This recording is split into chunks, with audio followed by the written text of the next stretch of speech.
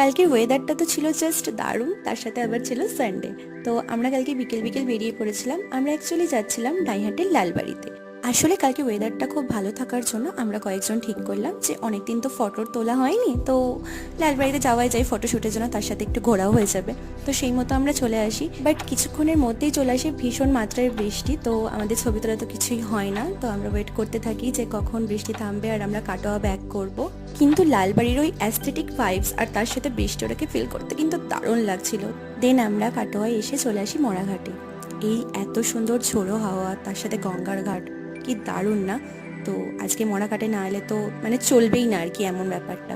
তো মরাঘাটে এসে আমরা ফার্স্টে ঘুগনি খেয়ে নিয়েছিলাম। তো সেখান থেকে তারপর আবার আমরা চলে গেছিলাম স্বাদে আহ্লাদে ক্যাফেতে। এটা আমার খুবই ফেভারিট একটা ক্যাফে, আর এখানকার প্রত্যেকটা খাবারই আমার ভীষণ ভালো লাগে। তো আমরা পপকর্ন স্যান্ডউইচ অর্ডার করে দিই, দেন লাস্টে একটা ম্যাঙ্গো শেক খেয়ে আমরা চলে আসি বাড়ি। বাই।